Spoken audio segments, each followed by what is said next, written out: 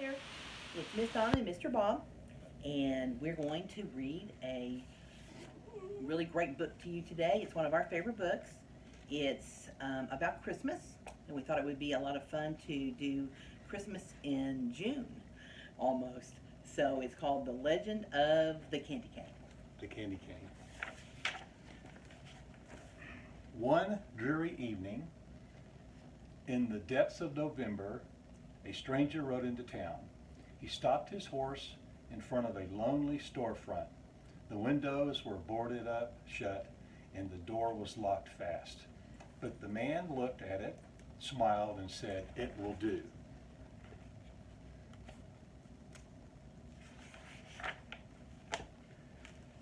All through the gray, short days and the long, dark nights of November, the man worked. The townspeople could hear the faint pan, pan, pan of his hammer and the snish, snish, snish of his saw. They could smell the sweet, clean scent of new lumber and the deep, oily smell of new paint, but no one knew who the man was or what the man was doing. Wonder what he's doing. What is he doing? Anxious to find out. The mayor hoped he was a doctor to heal his illness. The young wives hoped he was a tailor to make beautiful dresses. The farmers hoped he was a trader to exchange their grain for goods. But the children had the strongest, deepest wish of all, a wish they did not tell their parents, a deep, quiet, secret wish that none of them said out loud. No one spoke to the man. No one asked if he needed help. They just waited and watched and wondered and wished.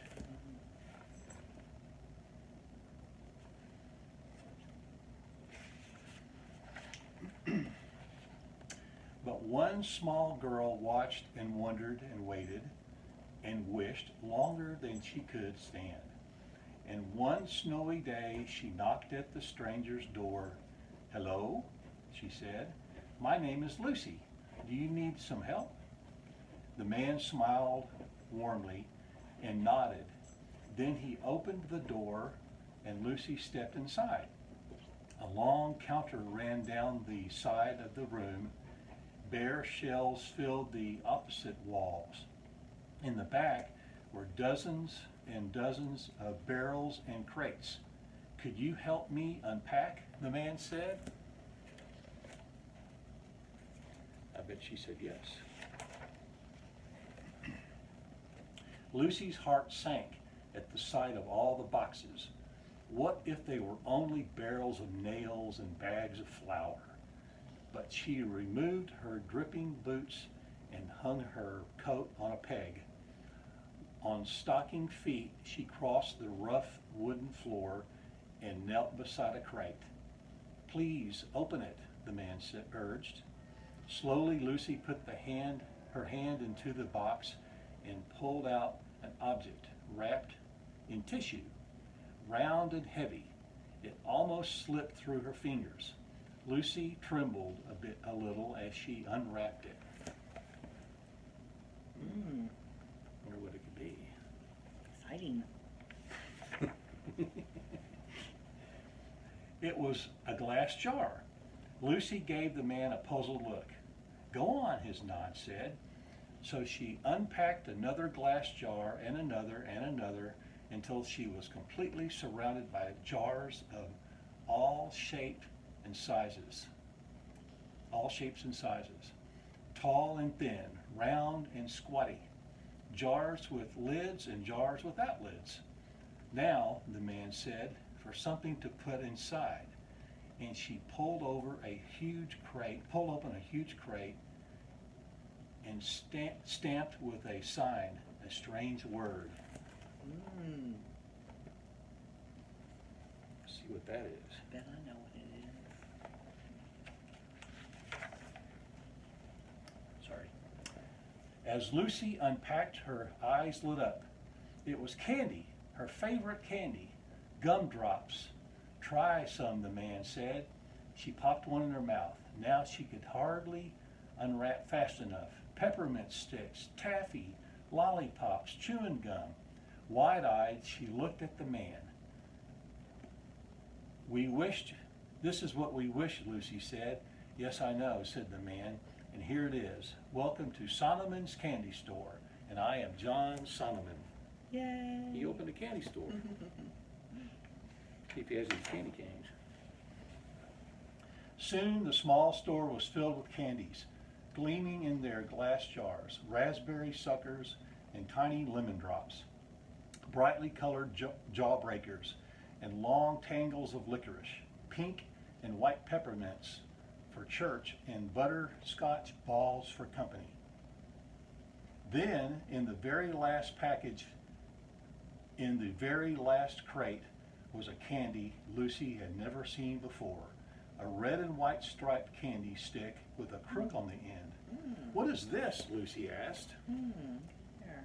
What is I it? felt one of Stella? those too. This, Mr. Solomon explained, is a candy cane.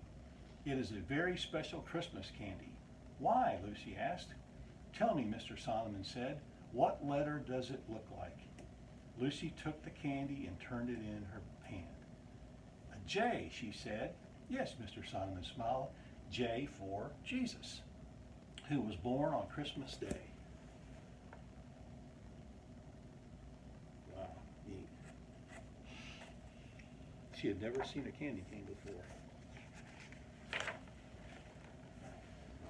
Now, turn it over. What does it remind you of? Lucy turned the candy in her hand. She peered down intently.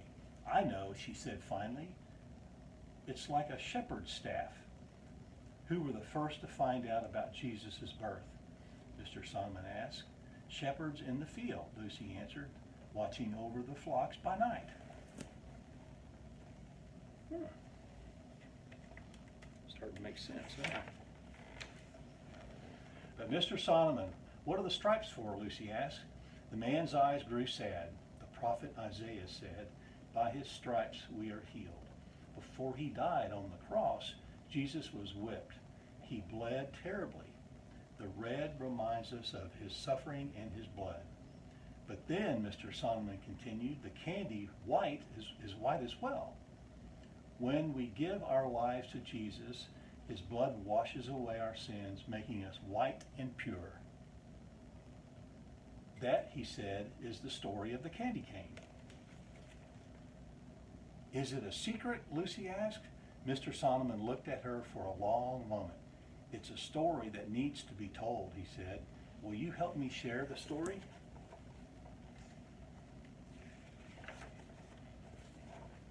How cold it is. Ooh. It was now the depths of December. The town was whipped round by blizzard winds. For days the sun hid itself. But every morning, Mr. Solomon and Lucy ventured out. They wore heavy woolen coats and bright hand-knit scarves. And in their stiff-mittened fingers, they each held a bag. They went to every house in town. They traveled to every farm in the countryside. They knocked on every door. In every home, they told the story. They left a small gift and they gave in an invitation.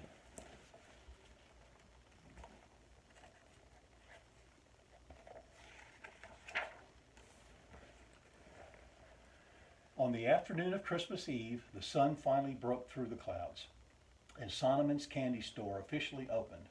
The mayor came feeling better than he had felt in days. The young wives came dressed in beautiful smiles. The farmers came eager to trade grain for Christmas gifts.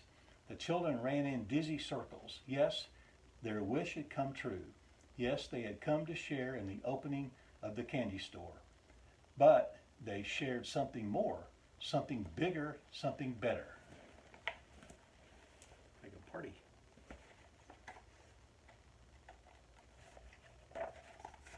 Pages are sticking together. On that Christmas Eve, they shared the story of the candy cane. They told of the miracle of Christ's birth, the misery of his death, and the mercy of his love. And that is the story of the candy cane. Great story. Love it.